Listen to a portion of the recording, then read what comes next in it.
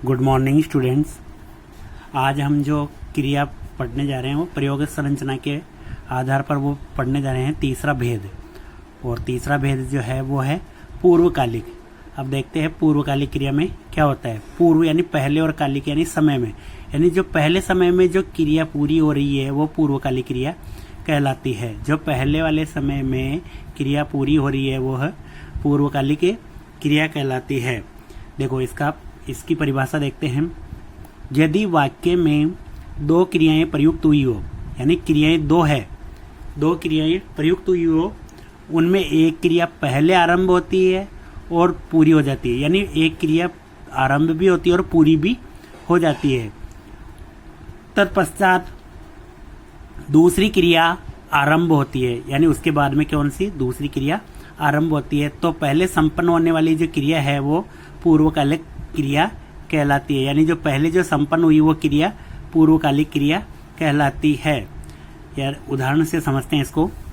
मोहन पढ़कर सो गया। अब यहाँ पर पढ़ना सोना दो क्रियाएं हैं, ठीक है, लेकिन देखते हैं इसमें मोहन पढ़कर सो गया। अब यानी क्रिया एक क्रिया ये है, एक क्रिया ये है, तो ये क्रिया पूर्वकालिक कहलाएगी जो इस क्रिया से पहले हो चुकी है, पूरी हो चुकी है, यानी क्रिया पूरी हो चुकी है। तो ये पढ़कर क्रिया क्या होगी, पूर्वकालिक क्रिया होगी।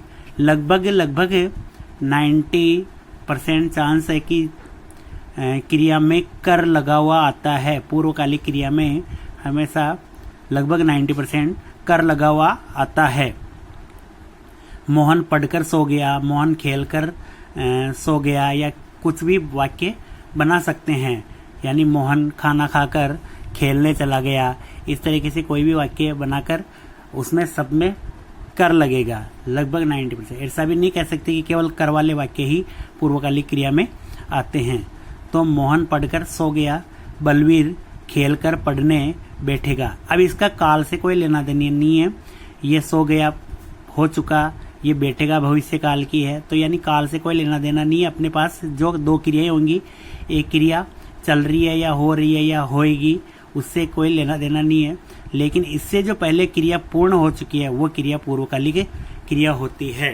जैसे बलवीर खेलकर पढ़ने बैठेगा, बच्चे खाना खाकर टीवी देख रहे हैं, यानी टीवी देखने से पहले उन्होंने खाना खा लिया है, और वो खाना जो खाया है वो पूर्वकालिक क्रिया हो गई। वह स्नान कर भोजन करता है, वह स्नान कर भोजन करता है, तो ये क्रिया कौन सी हो गई, पूर्वकालिक क्रिया हो गई।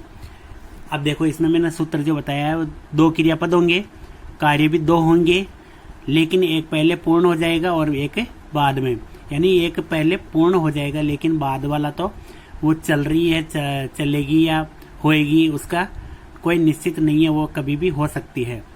अधिकतर 90% कर लगा हुआ होता है, यानी पूर्वकालिक क्रिया में कर लगा होता है। लेकिन कई बार ऐसी क्रियाएं भी आती है जिनमें कर नहीं लगा हुआ होता है, लेकिन अपने को उसमें पहचानने के, मैंने एक उदाहरण दिया है इसको पहचानने के भी। मैं जो जयपुर गया, बाद में जोधपुर गया, यानी उससे पहले कौन सी क्रिया हो गई, जयपुर जाने वाली क्रिया, यानी क्रिया दोनों ही है, लेकिन इससे पहले एक क्रिया पूरी हो चुकी है, ठीक है। तो यहाँ पर कर नहीं लगा हुआ है, तो ये इस तरीके से हम क्रिया फिर भी पहचान लेंगे कि इससे पहले एक क्रिया हो चुकी है।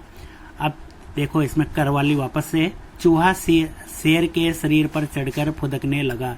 एक कहानी अपन चूहा और शेर की पढ़ते हैं, उस कहानी के अंतर्गत वहां से लिया गया वाक्य है। चूहा शेर के शरीर पर चढ़कर फुदकने लगा, यह पूर्वकालिक क्रिया है, यानी पहले वो चढ़ा उसके बाद में फुदकने लगा। अब जो नेक्स्ट क्रिया है वो देखते हैं प्रेरणार्थक क्रिया, यानी प्रेरणा देना, प्रेरणा देकर कोई कार्य करवाना या किसी को आदेश देना, या इस तरीके से क्रिया जो भी होती है वो प्रेरणार्थक क्रियाएं होती है। यदि वाक्य का कर्ता स्वयं कार्य न करके, यानी वाक्य का कर्ता या तो प्रेरणा देगा या आदेश देगा, इस तरीके से खुद, मतलब इसमें भी क्रियाएं दो होगी, लेकिन क्रियाएं क्या होती है, मतलब क्रियाएं दो होगी, मतलब क्रिया दो नहीं होगी, कर्ता दो होंगे, लेकिन कार्य एक करेगा, एक तो केवल आदेश देगा। यदि वाक्य का कर्ता स्वयं कोई कार्य न करके किसी अन्य से कार्य करवाता है, वहां प्रेरणार्थक क्रिया होती है, यानी स्वयं कोई कार्य नहीं करेगा और दूसरों से कार्य करवाएगा। जैसे सरपंच ने गांव में तालाब बनवाया, अब सरपंच साहब ने खुद ने नहीं बनाया है, वो किसी दूसरे के माध्यम से कार्य करवाया है। तो यानी यहाँ पर दो कर्ता होंगे, यानी एक तो आदेश देने वाला, एक क्रिया करने वाला। एक कर्ता दो होंगे जिसमें एक कार्य करेगा और एक कराएगा। अब देखो उदाहरण से समझते हैं इसको।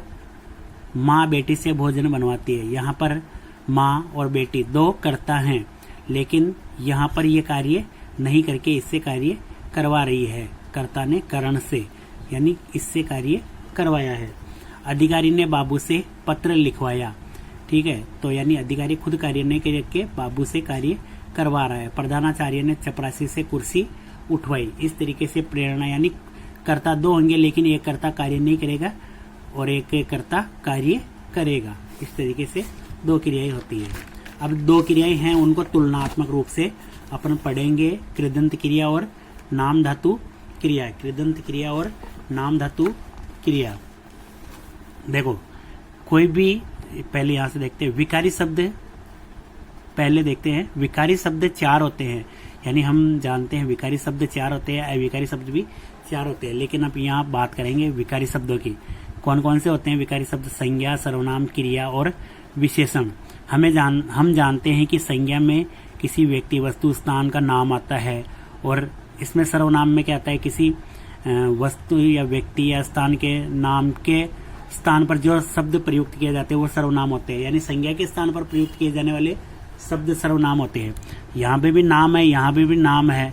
और विशेषण, विशेषण में भी नाम ही आते हैं, क्योंकि विशेषता किसकी बताएंगे? नामों की ही विशेषता बताएंगे। तो ये नाम धातु हो गए, ये नाम धातु में आते हैं। यानी देखो नाम धातु क्रिया में कौन आएंगे? संज्ञा, सर्वनाम और विशेषण।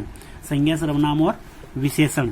देखते हैं इसमें संज्ञा, सर्वनाम, विशेषण शब्दों के साथ कोई प्रत्यय जोड़ते हैं और बनने वाला शब्द यदि क्रिया का रूप धारण कर लेता है, यानी इन शब्दों के पीछे कोई भी प्रत्यय जोड़ते हैं, यानी संज्ञा, सर्वनाम और विशेषण शब्दों के साथ कोई भी प्रत्यय जोड़ेंगे अपन, और जो प्रत्यय जोड़ने के बाद में जो शब्द बनेगा वो क्रिया का मतलब बोध कराएगा, यानी वो क्रिया का रूप धारण कर लेगा या क्रिया का बोध कराएगा। वहां पर नाम धातु क्रिया होती है।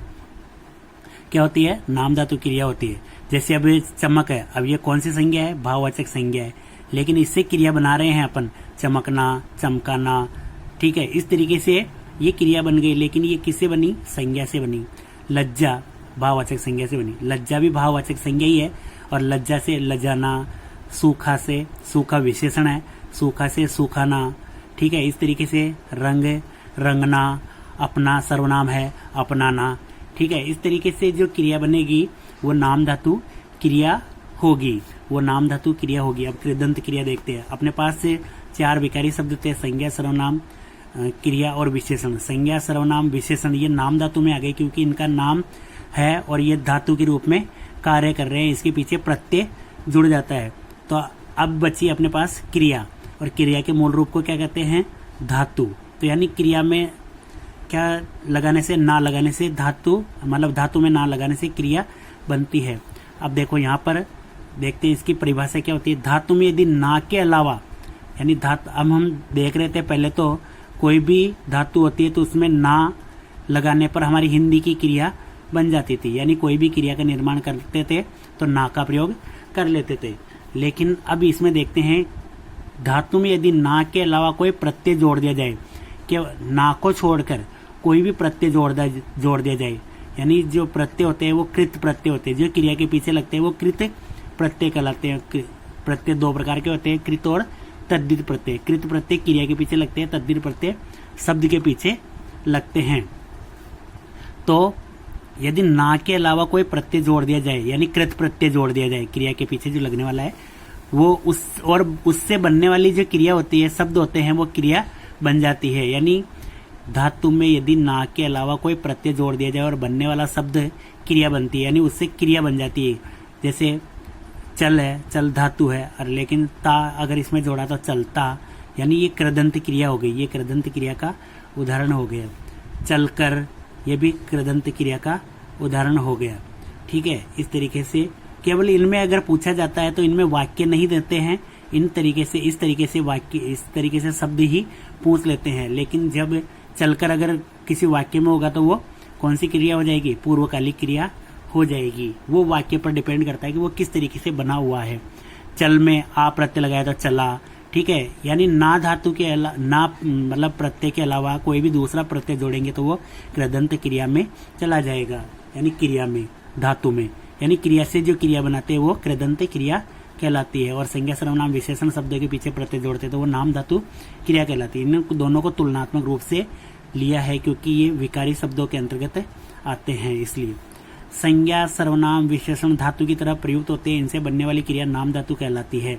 ये मैंने पहले बता दिया है। वापस से संज्ञा सर्वनाम विशेषण धातु की तरह प्रयुक्त होते हैं, ठीक है, और यहाँ पर धातु में प्रत्यय जोड़ने पर वो कृदंत क्रिया होती है और ये यहाँ पर नाम धातु क्रिया हो जाती है। अब नेक्स्ट बढ़ते हैं सहायक क्रिया, हेल्पिंग वर्ब, यानी हम जानते हैं सहायक क्रिया होती है, जो भी होती है वो मुख्य क्रिया की सहायता करने वाली जो क्रिया होती है वो सहायक क्रिया होती है। यानी जो मेन वर्ब होता है, मुख्य जो क्रिया होती है उसकी सहायता करने के लिए एक हेल्पिंग वर्ब यानी सहायक क्रिया होती है, वही सहायक क्रिया कहलाती है। अब सहायक क्रिया होती है वो क्या करती है? सहायक क्रिया का कार्य क्या होता है? सहायक क्रिया जो कार्य होती है वो वाक्य में काल का परिचय देती है, यानी समय का बोध कराती है। जैसे हम जानते हैं इज एम आर, ठीक है, उसी प्रकार है, था, थे, ठीक है, ता है, ते है, तो इस तरीके से ये सहायक क्रियाएं हैं, था, है, ठीक है, ये सहायक क्रिया। तो इससे पता चल जाता है कि इनका काल कौन सा है, ये भूतकाल में आ जाएगी, ये वर्तमान काल में आ जाएगी, ठीक है, इस तरीके से गा जाएगा भविष्य काल में आ जाएगी। तो ये सहायक क्रिया है और सहायक क्रिया का कार्य क्या होता है? वो काल का परिचय देती है। जैसे उदाहरण देखते हैं, हम पढ़ रहे हैं, ठीक है, अब पढ़ रहे हैं ये सहायक क्रिया है, पढ़ना क्रिया हो गई और है ये यहाँ पर सहायक क्रिया हो गई। तो पढ़ रहे हैं यानी वर्तमान है, यानी अभी भी वो पढ़ रहे हैं, लेकिन पढ़ रहे हैं वो कार्य पूरा नहीं हुआ है तो ये अपूर्ण वर्तमान में आएगा। अब जो अपनी अंतिम जो क्रिया है वो सजातीय क्रिया अपन देखते हैं। सजातीय क्रिया सजातीय यानी समान जाति की, यानी क्रिया और कर्म और क्रिया की जाति समान होती है। अब इसमें समझ में नहीं आएगा जाति समान कैसे होती है, अब इसको देखते हैं आगे कैसे जाति समान होती है। समान जाति की क्रिया यानी सजातीय, समान जाति की जो क्रियाएं होती है वो सजातीय क्रिया कहलाती है। कर्म और क्रिया की जाति समान होती है, वहाँ सजातीय क्रिया होती है। अब देखते हैं इसको कैसे, कौन सी क्रिया कैसे होती है। हम पहले देख चुके हैं कि किसी भी वाक्य में, प्रत्येक वाक्य में कर्ता, कर्म और क्रिया होती है। कर्ता, कर्म और क्रिया होती है। कर्ता हमेशा संज्ञा सर्वनाम होते हैं, ठीक है, कर्ता और कर्म हमेशा, अभी तक तो हम देखते आ रहे थे कर्ता, कर्म, संज्ञा सर्वनाम होते हैं, यानी संज्ञा और सर्वनाम से ही ये कर्ता तो हमेशा संज्ञा सर्वनाम ही होगा, लेकिन कर्म भी संज्ञा सर्वनाम, ये हमने देखा था। लेकिन अब यहाँ पर हम इसका रूप परिवर्तन देखेंगे, वो देखेंगे, देखो, और क्रिया धातु से बनती थी और कर्म और कर्ता किससे बनते थे? संज्ञा सर्वनाम होते थे। लेकिन अपन देखेंगे सजातीय क्रिया में कर्ता तो संज्ञा सर्वनाम रहेगा, लेकिन कर्म और क्रिया धातु से बनेगी। कर्म और क्रिया धातु से बनेगी, जो भी कर्म होगा वो धातु से बनेगा, यानी क्रिया भी तो वैसे भी धातु से बनती है, लेकिन कर्म भी यहाँ पर धातु से बनेगा, तो वहाँ सजातीय क्रिया होगी, ठीक है। सजातीय क्रिया जहाँ होती है वहाँ कर्म संज्ञा और सर्वनाम से नहीं बनता है, किससे बनता है? धातु से ही बनता है।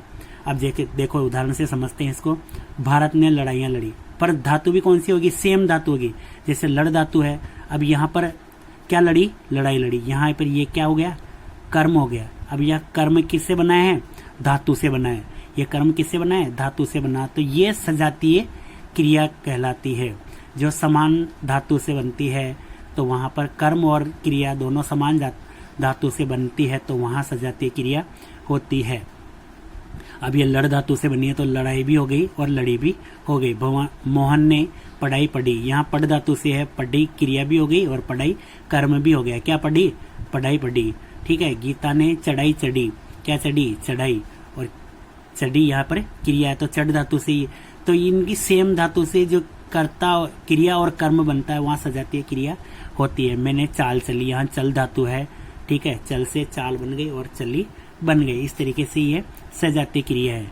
अब विशेष और देखते हैं। मैंने हालांकि बता दिया है, क्रिया और कर्म समान धातु से बने होंगे, यानी हमेशा यह होगी कि सजातीय क्रिया में क्रिया और कर्म दोनों समान धातु से बने होंगे।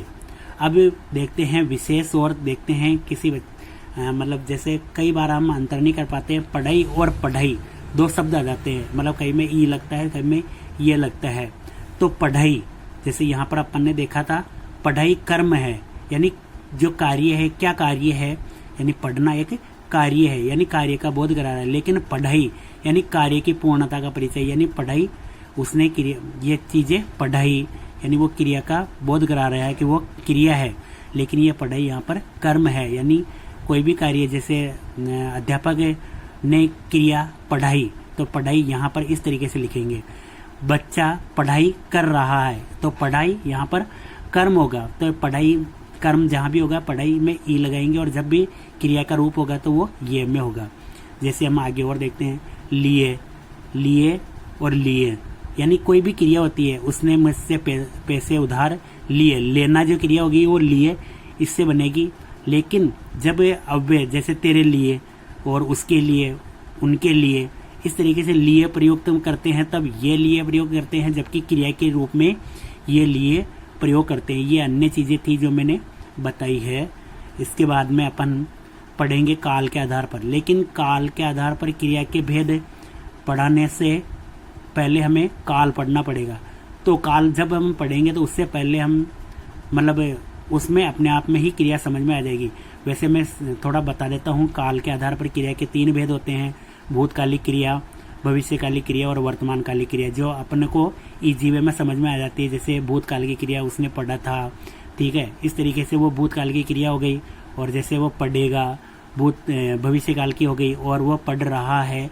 तो इस तरीके से हमें काल के आधार पर क्रिया के जो 3 भेद होते हैं उनको पढ़ने की इतनी आवश्यकता नहीं है, लेकिन हम इसको काल जब भी पढ़ेंगे उस बिंदु में एक साथ पढ़ेंगे। ठीक है, धन्यवाद।